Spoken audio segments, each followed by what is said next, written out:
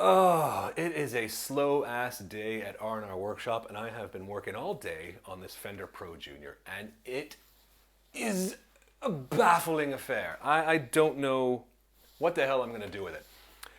Apart from, I'm going to use this opportunity to give you a flavor, a taste of what it's like to work on these things. Now, I have the knob stripped off, and in order to get the circuit board out, because if you want to make any big changes, you are going to have to take the circuit board out. Take that nut off. There's a little washer there that goes with it on the input socket. You can leave the switch where it is. You need a screwdriver. There's a few of these screws you gotta undo.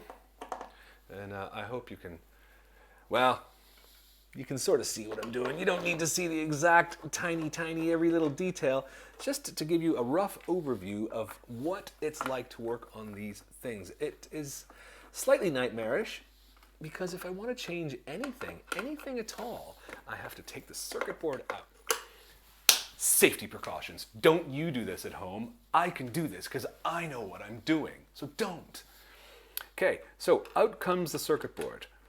Now, as I do it, you have these little ribbony cable type things here, and every time you bring the circuit board down to get it out again, you're bending them, you're stressing the connections, you know, the connections on either end, whether it's on the circuit board here or the valve board down there.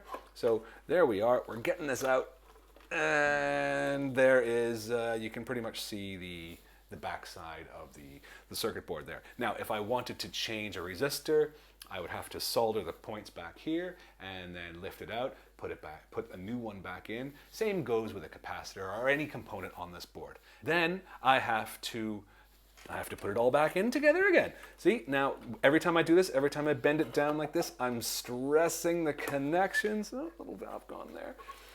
And I've got to get it in place. The reason I have to get it in place, there is a workaround, but the reason I have to get it in place really is because there is a ground connection that earths the negatives from the power supply capacitors to the chassis, and it is not that screw I just put in. That screw there is just to hold everything in.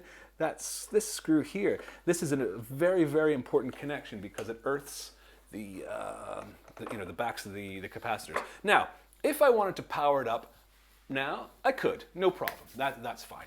You'll notice that there are a pair of power valves missing here. That was part of a diagnosing, troubleshooting sort of affair earlier. So that's what you have to do every time that you would want to change one thing or two things. Troubleshooting these things is a real nightmare, because if you want to disengage one part of a circuit, from another, and you have to, just pull out a pin from a resistor, you can sort of do that from this side, but you're adding a lot of heat to the components. You should really do it from the back side, which means doing that, lifting it out every single time you want to do something. Now, there is a workaround using some wire and all that kind of a thing, but now this should give you an idea roughly of what it's like to have to troubleshoot with these things, because you can't just plug things in and out from this end. You can only do that with the valves.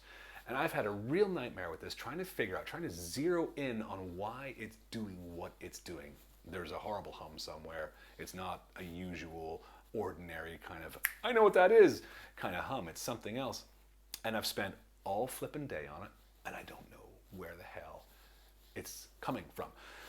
So when I give a rant about, modern amps, it's a real pain in the ass to work on, maybe this doesn't look like much work. Maybe I make it look easy. Who knows? The point is, it's there. It pisses me off. It probably pisses a lot of other amp techs off too, that you have to go through so many hoops each and every time you want to do something, and that clocks up the hours, which you are paying for, or which I am paying for. One of those things, out of the goodness of my dumb old heart, to say, like, I will try for you. And what do I try for? What do I try? I spend 5 or 6 hours in the workshop, and I'm maybe charging for 2. That ain't right. So when you're buying these amps, you need to understand that it might seem cheap when you buy it, but if it goes wrong, it could cost a hell of a lot to fix it. So it could be money down the drain, because you may end up just junking it and buying a new one. So if you're happy enough with that, then fine. That said, what's the damage to the environment, to to whatever. It's such a shame to see something that's, that could be really, really cool and good. If it would just cost a little bit more to make, it could be a bit more easily serviceable and it would actually last longer. But unfortunately, that just doesn't seem to be the case with manufacturers. As my good friend Tony Hamilton said on his Facebook page, seems like it's a race to the bottom for companies to make affordable amps, and once one company does it, other companies have to follow suit. Otherwise, they're just going to get junked out of the market, because you're just going to be able to buy a cheap amp somewhere. But don't be fooled by cheap, because you do get what you pay for. I hate to be the grandpa that says they don't build them like they used to, but they really don't. And that phrase, "you get what you pay for," is as true as the first day you ever heard it. So not a big fan of this amp. The individual components they use are good enough. The capacitors, the resistors, the diodes, that's all pretty much you have in a valve amp, bar fuses and sockets and all that. The individual components are okay, except for the pots. I don't like the pots. So really, the cheapness comes in the assembly, getting it together as quick as you can, as cheap as you can.